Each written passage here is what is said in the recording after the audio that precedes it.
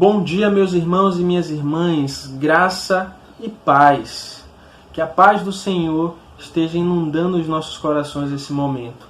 É um privilégio estarmos juntos para mais uma escola bíblica dominical, um momento de aprendizado, um momento em que nós vamos ouvir acerca da palavra do Senhor, ouvir acerca da palavra de Deus, que é viva, que é eficaz, que é poderosa para nos transformar. Hoje eu estou ocupando o lugar do nosso querido diretor Gildeval e nós iremos trabalhar a lição 8 da nossa revista. É uma lição que tem alguns temas polêmicos e que atraem pessoas, tanto cristãs como pessoas que não são cristãs, para pesquisarem sobre esses temas. Nós teremos hoje como professores o pastor Jurandir e o pastor Walter e cremos que será uma aula abençoadora e esclarecedora. Para iniciarmos, nós teremos a participação de Vitória, lendo nosso texto áureo e fazendo uma oração. Bom dia, irmãos! Estamos aqui reunidos em mais uma EBD e hoje, para começar, eu estarei fazendo a leitura do texto que se encontra em Apocalipse, capítulo 12, versículo 10, que diz assim: E ouvi uma grande voz no céu que dizia: Agora é chegada a salvação, a força, o reino do nosso Deus e o poder do seu Cristo.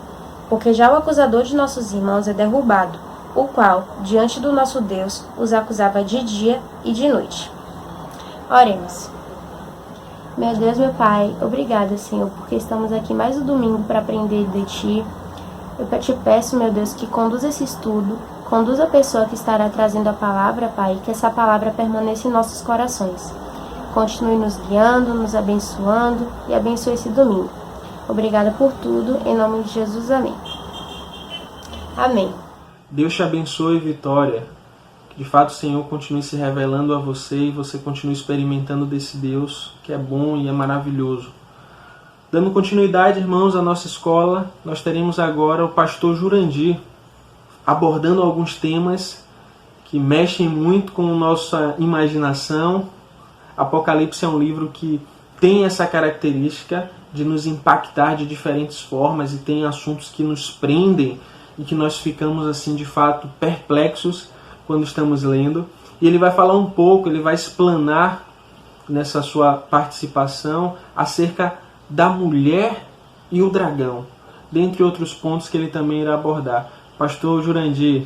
Paz e graça, igreja. Bom dia, queridos irmãos.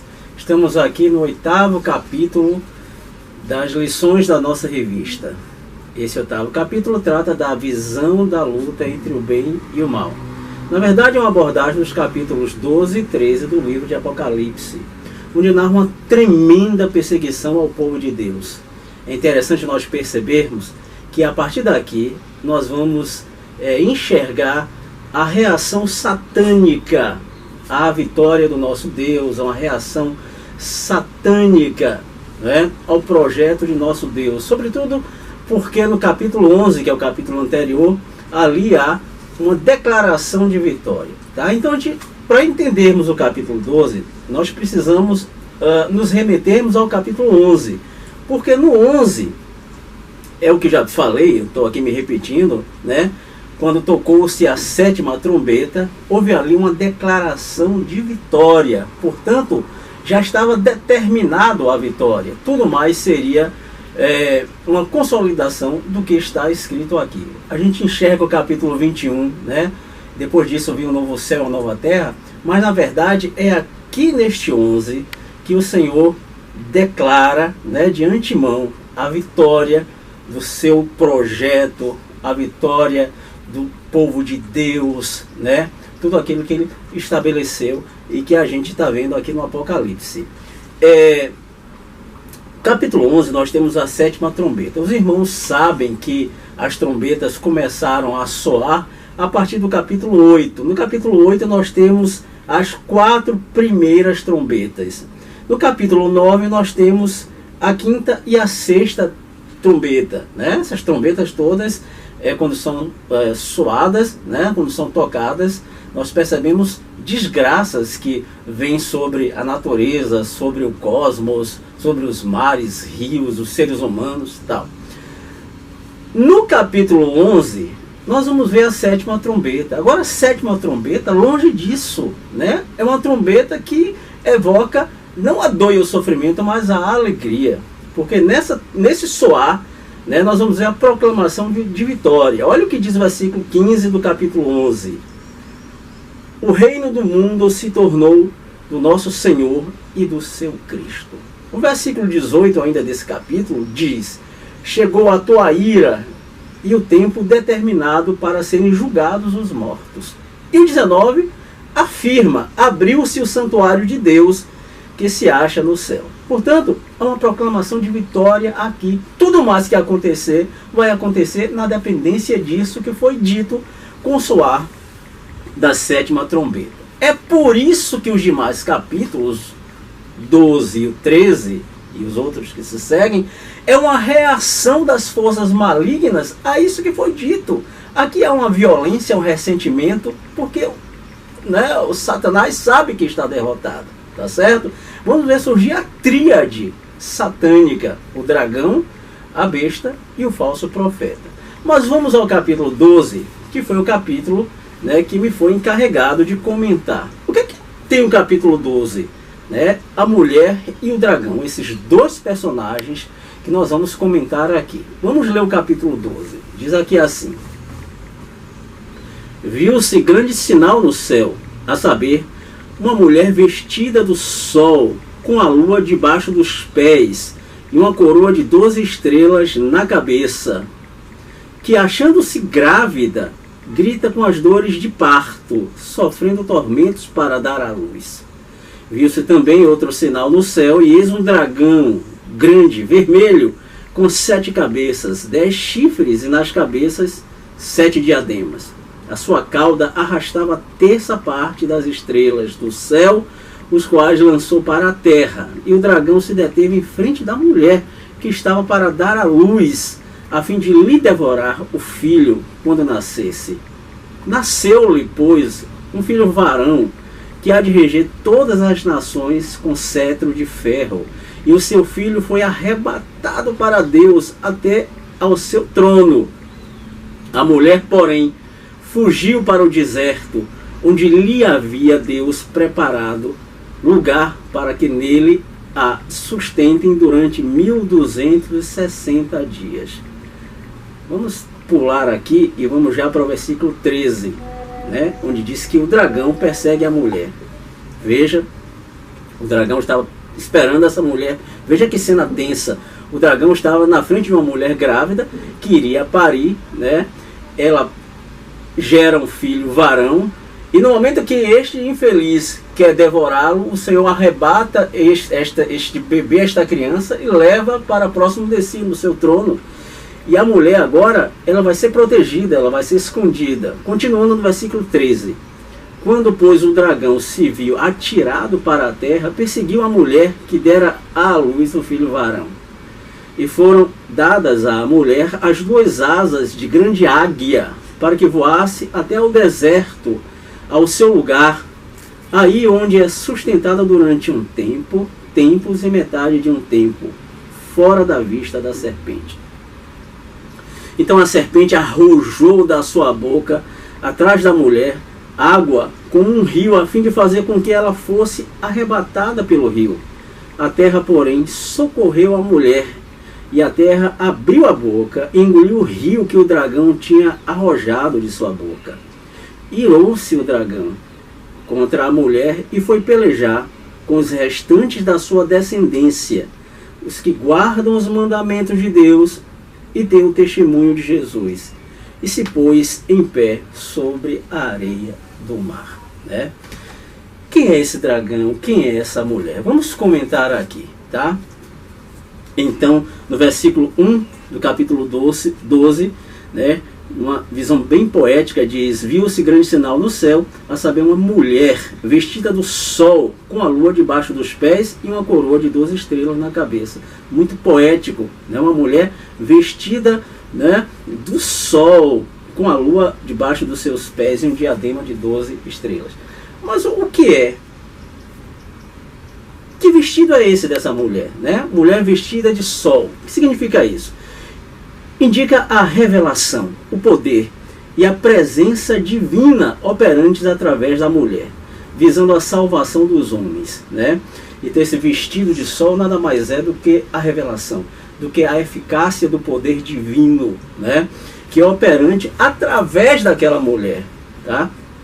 É a glória do Senhor que rebrilha por meio da mulher.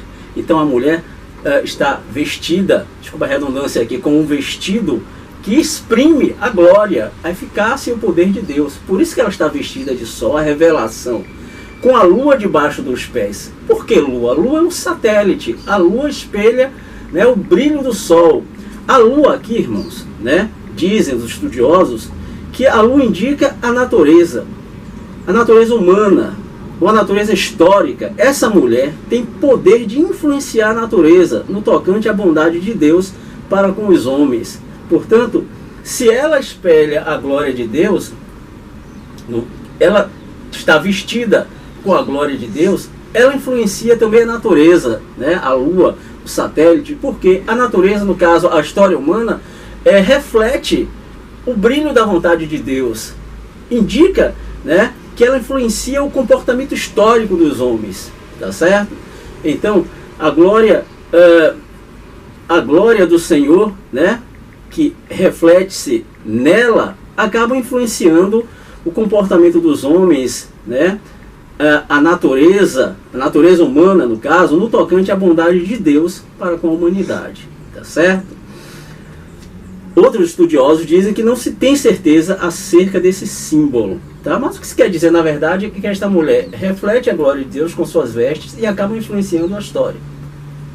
E ela possui uma coroa de 12 estrelas na cabeça. Por que 12 estrelas?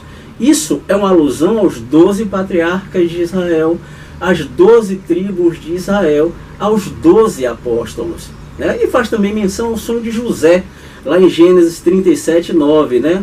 No qual ele viu o sol, a lua e as estrelas lhe prestarem honrarias. É, na verdade, um símbolo de Israel. Diante disso, nós nos perguntamos, quem é ela? Quem é essa mulher? E aqui nós temos 3 teorias que tentam explicar esta mulher, né, que tão suavemente veste um vestido que espelha a glória de Deus, que influencia a história humana. Quem é essa mulher? Existem três teorias. A primeira dela, né, defendida pelos católicos, dizem que essa mulher representa a Virgem Maria, né? Essa teoria faz dela a virtual rainha dos céus. E existem algumas imagens de Maria que ela está vestida, e no vestido você vê a lua, o sol, as estrelas, tal. Mas eu quero dizer para vocês que não concordamos com isso. Por quê? Porque não pode ser Maria, já que a perseguição movida por Satanás ultrapassa em muito ao ataque pessoal contra Maria, né? Na verdade, não houve qualquer tentativa da parte de Satanás de matar Maria. No Novo Testamento não houve nenhuma tentativa de Satanás de matar a Maria, mesmo ela estando, né, grávida. Houve tentativa de matar o filho dela, Jesus, mas não ela especificamente. Então, essa tentativa, essa perseguição movida a Satanás, né, aqui nesse capítulo 12, ultrapassa em muito um ataque pessoal a Maria, né, personagem histórico. Uma outra teoria diz o seguinte, que essa mulher, aliás, é a teoria que o autor deste livro aqui, né, ou melhor, dessa revista, defende, e eu não concordo, e vou explicar por que depois, né? Uma segunda teoria diz que essa mulher representa a igreja, tá certo? Que é a noiva. Se a noiva, portanto, é mulher. Tá? A igreja é a noiva de Cristo, então é a mulher. Certamente é aquela mulher perseguida pelo dragão. Mas, né, há uma pergunta aqui. Se for a igreja, como ela pode estar grávida de Cristo? Quer dizer que Cristo nasceria da igreja? Não é o contrário, a igreja não nasce de Cristo? Então alguns, tentando defender isso, dizem que Cristo nasce em cada um de nós, mediante a experiência da conversão, de tal modo que Cristo nasce no mundo através da igreja, né? Pela nossa conversão, Cristo nasce em cada um de nós. Então Cristo vem ao mundo, né, pela ação da igreja. Então Cristo seria gerado pela igreja que, né, tem naquela mulher o seu representante. Ainda outros, querendo sustentar isso, diz o seguinte, né, que essa mulher é a igreja, porque vem, né, sua agonia para trazer Cristo ao mundo, levando-o a nascer entre a humanidade. De fato, a gente, para gerar Cristo nesse mundo, é um parto, mas não significa que, no caso ali, né, aquela mulher represente a igreja. E uma terceira teoria que eu acredito, tá, que a mulher representa a nação de Israel. Os símbolos usados, né, fazem-nos lembrar a nação de Israel, com base no sonho de José, lá de 37:9 que nós lemos.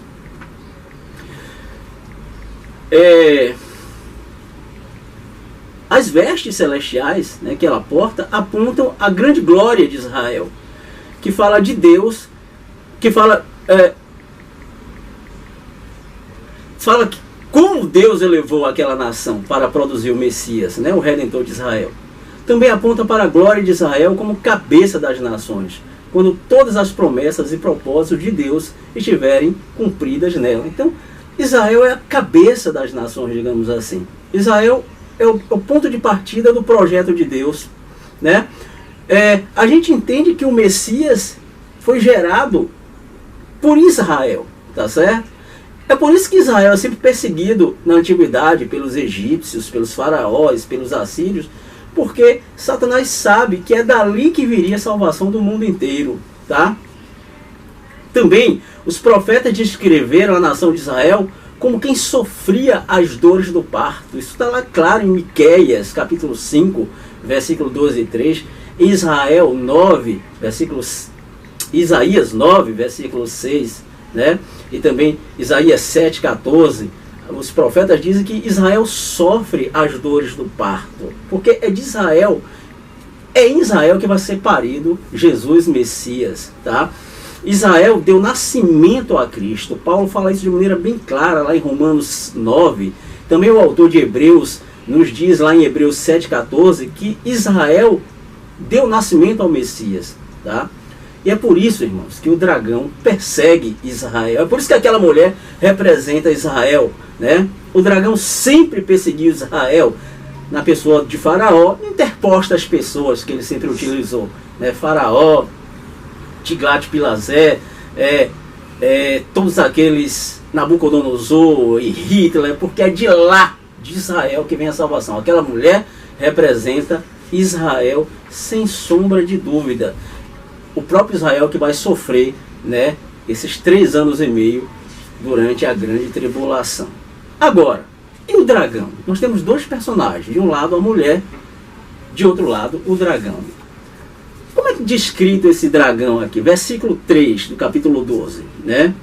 Viu-se também outro sinal no céu, e eis um dragão grande, vermelho, com 7 cabeças, 10 chifres, e nas cabeças 7 diademas. O que significa essas coisas? Dragão, vermelho, 7 cabeças, 10 chifres, 7 diademas. Vamos por parte. Dragão, né?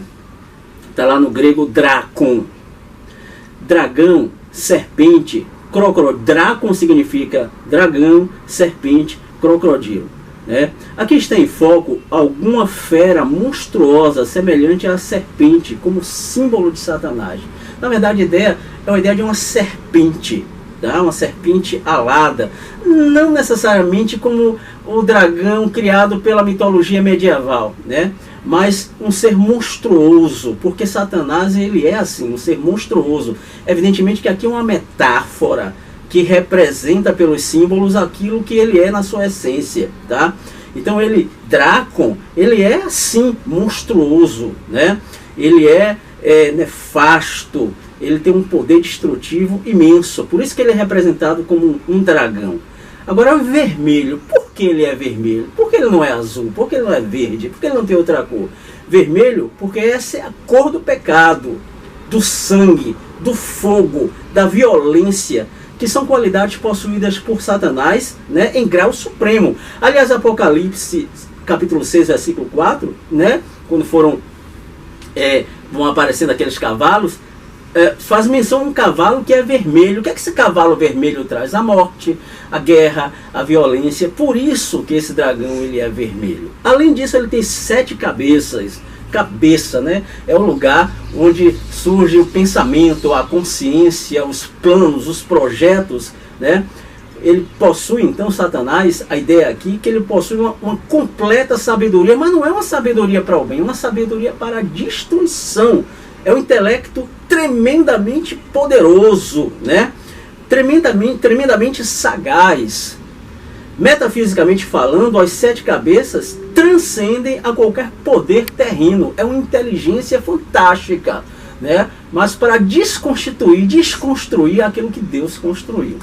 Agora veja, o próprio Apocalipse, no capítulo 17, versículos 9 e 10, interpreta essas 7 cabeças, né? No direito ele chama interpretação autêntica, quando o legislador, ao criar uma norma, ele mesmo a traduz no próprio texto normativo. Então aqui no Apocalipse, no próprio capítulo 9, o autor, né, vai dizer o que são essas 7 cabeças. Mas mesmo assim, a gente precisa ainda ter uma compreensão histórica para entender essas 7 cabeças. Olha o que diz aqui em Apocalipse, capítulo 17, 9 e 10, sobre essas 7 cabeças, né? Diz aqui assim: aqui está o sentido que tem sabedoria. As 7 cabeças são os 7 montes nos quais a mulher está assentada, né? A mulher é a grande prostituta, no caso seria Roma, tá certo? Dos quais caíram 5, um existe e outro ainda não chegou. E quando chegar, tem de durar um pouco, tá? Vamos tentar explicar isso aqui. O próprio texto explica que essa cabeça, né, essas 7 cabeças são 7 montes, né, onde a mulher está sentada. A mulher é a grande prostituta. Ela virá mais tarde, nos próximos capítulos. Então, assim, Roma está assentada sobre 7 montes. Quais são esses 7 montes? Ou 7 colinas? Célio, Palatino, Capitólio, Aventino, Viminal, Quirinal e Esquilino. Mas o texto também diz que são 7 montes e também são 7 reis. Que complicação é essa? Que 7 reis são esses? Né? Os estudiosos dizem Augusto o primeiro, Tibério, Calígula, Cláudio, Nero, Vespasiano e Tito, né? Acontece que, como o texto diz, né, olha aqui, desses 7 reis, né, que são essas 7 cabeças, né, que são 7 montes, mas também são 7 reis, tá? Diz aqui assim, né, que 5, né, 5 já foram, um existe e outro ainda não chegou. Então esses 5 primeiros, Augusto, Tibério, Calígula, Cláudio e Nero, já existiram, tá? Um existe, Vespasiano e Tito, pai e filho, eles são considerados um, certo? E o outro ainda não chegou. Acredita-se que esse 7º seja Nero. A tradição lá da época do apóstolo João seria Nero ressuscitado. Havia uma tradição que Nero ressuscitaria, né, para perseguir a cristandade, né, aumentar o nível de perseguição, já que ele teria feito isso no passado. Está escrito num livro chamado Orações Sibilinas, né? De qualquer forma, precisamos entender que aqui, né, são 7 colinas que não sabemos se é Roma, mas são 7 colinas, né, que vão ladear a capital, né, do Império do Anticristo, e ele vai ser o sucessor, né, de 7 reis. Agora, o que são esses 10 chifres? Estamos já a concluir, não é fácil, há muitos significados. 10 chifres. Chifre, irmãos, simbolicamente significa poder, né? Representa o poder, no caso aqui o poder de Satanás. Então a gente já está entendendo, né, que Satanás vai se organizar sobre um lugar que é ladeado por 7 montes, tá? E que vai colocar alguém para capitanear o seu reino, né? Que seria uma sucessão de 7 reis, tá certo? Agora, o que seriam esses 10 chifres? Historicamente, serão os reis associados, né, com a capital do Império do Anticristo. Antigamente, nós tínhamos Roma, que era associado a diversas províncias, que eram reinos. Então a ideia aqui de 10 chifres seriam 10 reinos que estariam associados ao poder do anticristo, tá? Historicamente serão reis associados com Roma, né? Serão províncias que ajudarão Roma a fazer e ampliar o seu domínio. A gente sabe que Roma era um grande império, era a capital, ladeada por esses 7 montes, tá?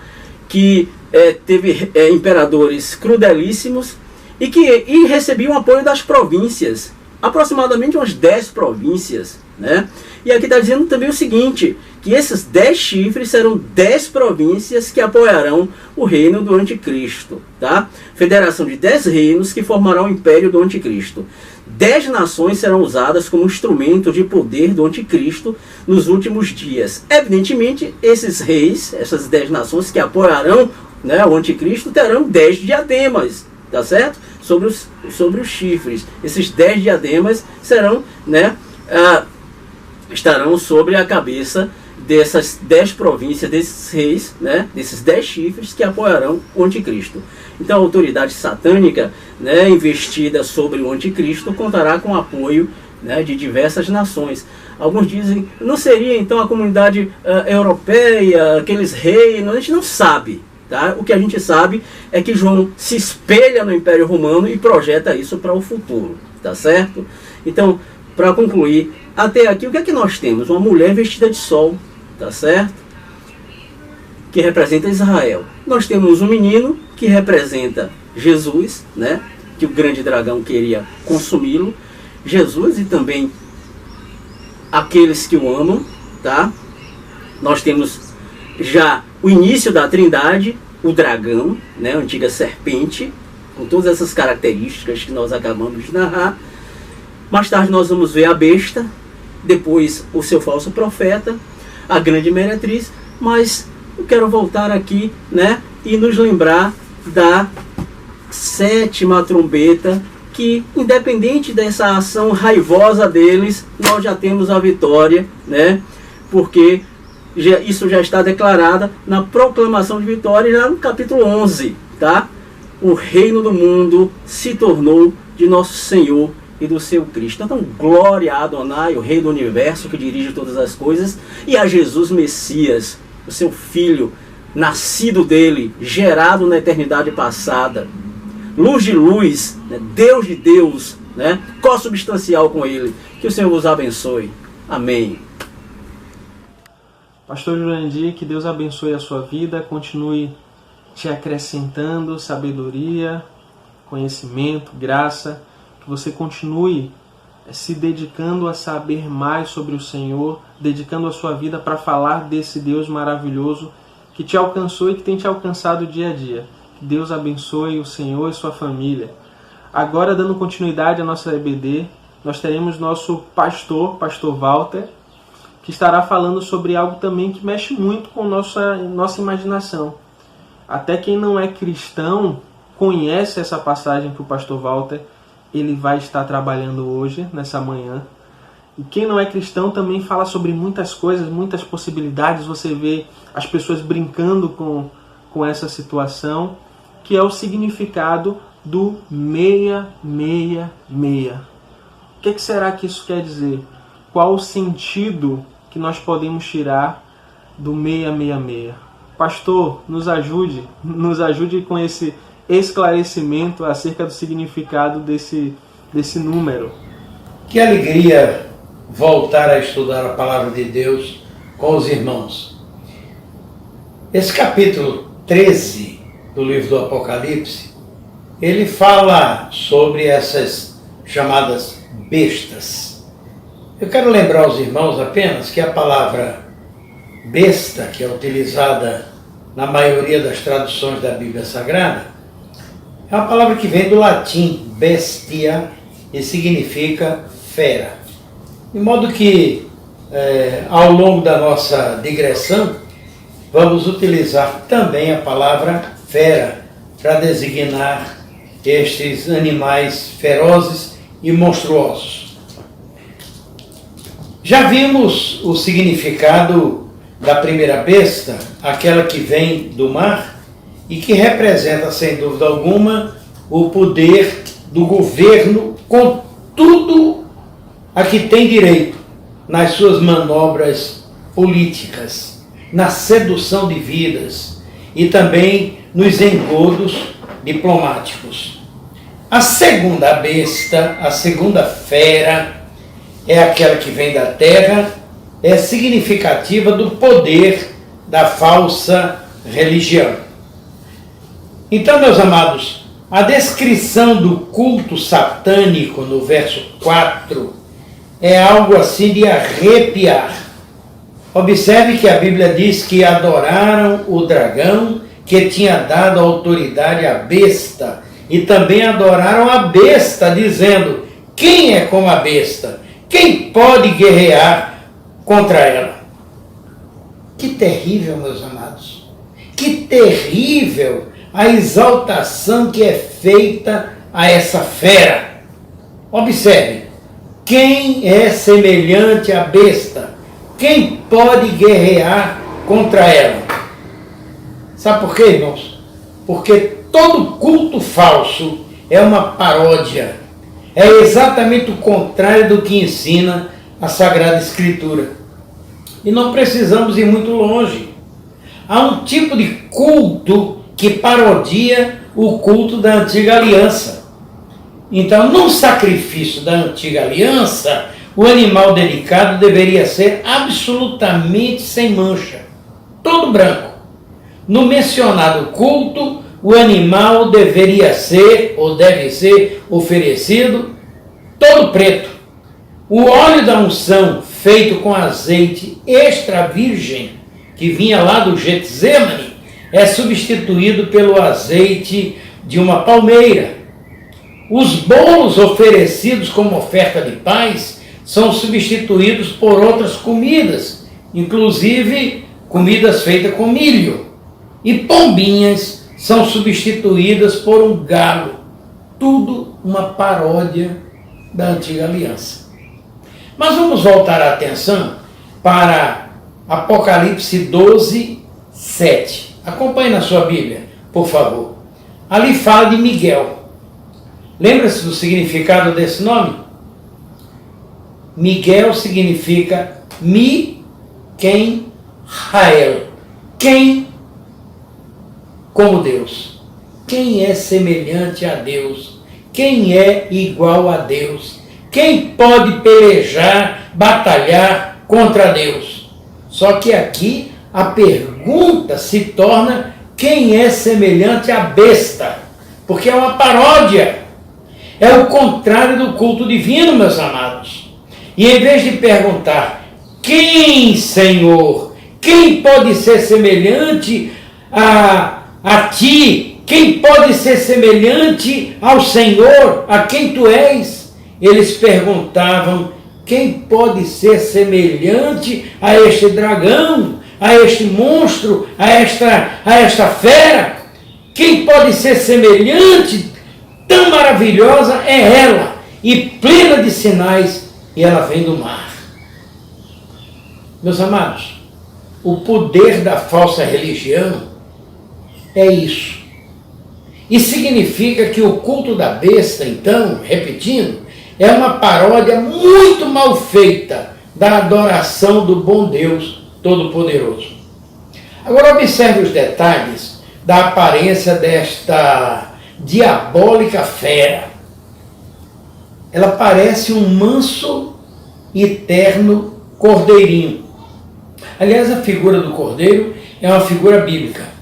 O cordeiro dos sacrifícios da Antiga Aliança prefigurava Jesus Cristo, chamado por João, lembrem-se, de Cordeiro de Deus que tira o pecado do mundo. Isso está em João 1, o verso 29. Mas se quiserem complementos, Apocalipse 5, 6, 1 de Pedro 1, 19, 2, 24 também de 1 de Pedro. Interessante que o balido do cordeirinho é suave e delicado. No entanto, o que nós temos como voz da fera, da besta, do dragão, é exatamente isso. O verso 11 diz que fala como dragão. Percebeu então onde está a mentira da falsa religião? Sim, porque esse crime, ele tem nome. Ele se chama falsidade ideológica. E Satanás é nada mais, nada menos que um portador dessa falsidade ideológica. E a falsa religião pode até assemelhar-se à adoração, prática, linguagem e liturgia até da Igreja de Jesus Cristo. Mas a diferença está, no entanto, na sua essência, na palavra, porque ele fala como dragão e não como cordeiro de Deus.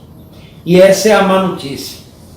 Engana os desavisados, engana os incautos, faz mentira, lança uma mentira aos iludidos e aos que ficam encantados com qualquer coisa bonita, com qualquer coisa ruidosa que lhes pareça a verdadeira religião, e vão atrás de qualquer ajuntamento, meus amados, de qualquer evento, de qualquer novidade, de qualquer modismo, de qualquer coisa que apareça, que se assemelhe à verdadeira religião, e falando até em nome da religião, há quem vá atrás, e até mesmo gente de igreja.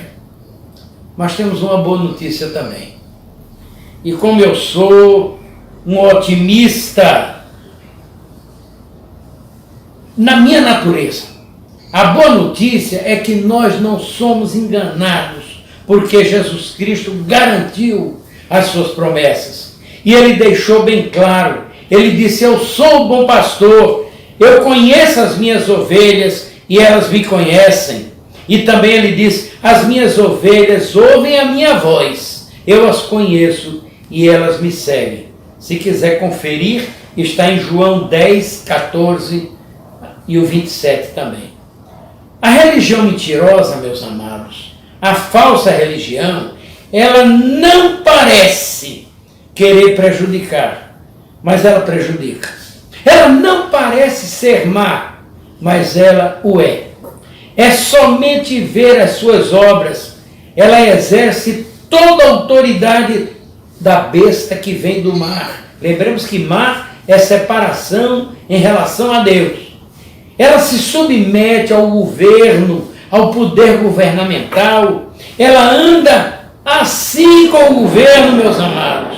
O que ele diz, a falsa religião faz. Não interessa quem está no poder, não interessa quem está no governo, pois ela está sempre junto, conforme diz o verso 12, o seu comecinho. Leva as pessoas a adorarem a primeira besta, como diz o verso 12b, o final, portanto, opera grandes sinais, seduzindo com esses sinais, enganando as pessoas que são crédulas e confiantes, como ensina o verso 13 e também o verso 14. E repassa a imagem da besta, mais uma coisa, o seu fôlego, para que esta fique animada, fique com alma, e fale e ordene que sejam mortos os que não a adorarem. Perceberam? Deus criou o ser humano e deu-lhe o seu fôlego, pois Satanás faz a mesma coisa com essa fera, com o dragão, com a besta. Coloca uma marca, uma tatuagem, um sinal ou um implante até na mão direita ou na testa, a fim de exercer controle sobre a indústria e controle sobre o comércio também. Pois o versículo final ensina a calcular o número dessa besta. Todo mundo já sabe, não é? 666. A minha filha me chamou a atenção um desses dias para um comercial de uma tintura de cabelos e passando na televisão. E uma modelo está falando e por trás da modelo aparece uma caixa. Interessante que a caixa tem a marca e tem o número da cor que aquela modelo estava utilizando. Sabe qual era? 666. No final do comercial, a modelo ainda declara, mostrando o cabelo bem vermelho: o que estou usando é o 666. Meu Pai eterno, é o sinal da besta. Pois diz a Escritura que esse é o número do anticristo. É o número de um homem. Agora, há quem imagine que o anticristo deva ser um líder religioso altamente maligno, magnético, inclusive nas suas ações, nas suas palavras, na sua postura, na sua presença, capaz de profundamente influenciar as massas populares. Há quem imagine que seja uma organização religiosa e que pode ser também o cabeça dessa organização e pastor dessa organização. O texto não identifica quem seja o anticristo. Diz apenas que é o número 666, número de uma pessoa humana, número de homem. E eu quero lembrar aos irmãos um fato interessante. Lembro que em uma ocasião nós falamos que o número 7 representa a obra completa, algo que foi completado, está na sua plenitude, plenamente realizado. Pois bem, se o 7 é o completo, é o realizado, o 6 é o incompleto, é o que não foi realizado, é o que nunca chegou a seu termo. Portanto, 6, preste atenção, irmãos, 6 é o número que, por mais que se repita, 6, 6, 6, 6, 6, pode virar uma dízima. Por mais que se esforce, ele nunca vai ser o 7, o completo, o realizado. Pode ir até o infinito e não vai chegar absolutamente ao 7. Por mais que tente, não conseguirá ser o número da salvação, o número da obra consumada na cruz, o número da obra consumada na ressurreição do Senhor Jesus Cristo. Ah, meus amados, o anticristo, ele assume muitas formas, mas ele tem uma característica que é fundamental, é basilar. Não fala como Jesus, não nos olha como Jesus Cristo nos olha, não nos ama como Jesus Cristo nos ama, não cuida de nós como o bom pastor. Ele é falso, mas glória a Deus que nós temos um pastor que cuida de nós, que olha por nós e até deu o seu sangue para a nossa salvação. Era isso, irmãos, o que eu queria passar para os irmãos neste final desta lição. Que o Senhor, portanto, nos abençoe. Que o Senhor dê uma semana feliz a todos. Amém e amém. Muito obrigado, pastor, que o Senhor continue te abençoando, continue acrescentando na sua vida. É muito bom, meus irmãos e minhas irmãs, quando nós percebemos pessoas que estão dispostas a buscar o conhecimento, pessoas que estão dispostas a uma caminhada com Jesus, em que depositam parte do seu tempo, parte da sua vida para conhecer mais da palavra. É algo que precisa ser inspirador para as nossas vidas. É algo que a gente precisa, de fato, levar no nosso dia a dia, ensinar para as pessoas que estão próximas. Então eu espero que a nossa EBD tenha conseguido te alcançar. Se você ficou com alguma dúvida, se você ainda não está satisfeito com todas as respostas, isso é bom. Por que é bom? Porque quando você tem as respostas e você se contenta simplesmente com as respostas, existe uma chance muito grande de você se acomodar. Quando você tem alguma inquietação ainda, quando você quer de fato amadurecer aquele entendimento, você vai pesquisar mais, você vai estudar mais e, consequentemente, você vai crescer no conhecimento da palavra do nosso Deus. Que o Espírito Santo continue acrescentando em nossas vidas e continue nos direcionando para o conhecimento, porque através desse conhecimento, conhecimento da palavra, conhecimento de Deus, nós vamos alcançar outras vidas. Vamos nesse momento fazer uma oração para encerrarmos a nossa escola bíblica dominical. Oremos. Pai, obrigado, Deus, obrigado por esse dia, obrigado, Deus, por essa manhã, obrigado, Senhor, pelo Teu amor, obrigado, Deus, pela Tua graça. Pai, eu Te agradeço pela Tua palavra que nós temos acesso. Nos ensina, Deus, para que possamos valorizar essa palavra, Deus. Tira de nós toda a superficialidade, todo o marasmo e nos enche com Teu Espírito Santo para que possamos querer estudar mais, para que possamos desejar conhecer mais. Eu Te agradeço, Deus, pela vida de Vitória, Te agradeço pela vida do pastor Jurandir, Te agradeço pela vida do pastor Walter, Te agradeço pela minha vida também, Deus. Muito obrigado por esse momento, muito obrigado por tudo que o Senhor fez nessa manhã. Nos dá, Deus, também forças para continuarmos resistindo aos dias, porque eles estão difíceis, e que nesse momento, Senhor, o Senhor nos conduza, mesmo que virtualmente, ao nosso culto, e que possamos, Senhor, contemplar as Tuas maravilhas. Fala aos nossos corações, em nome de Jesus. Amém. Que Deus abençoe meus irmãos e minhas irmãs, e até uma próxima oportunidade, que possamos sempre lembrar, a palavra do Senhor, ela é viva e eficaz, que possamos nos apegar a ela e continuar crescendo no conhecimento. Um forte abraço e até a próxima.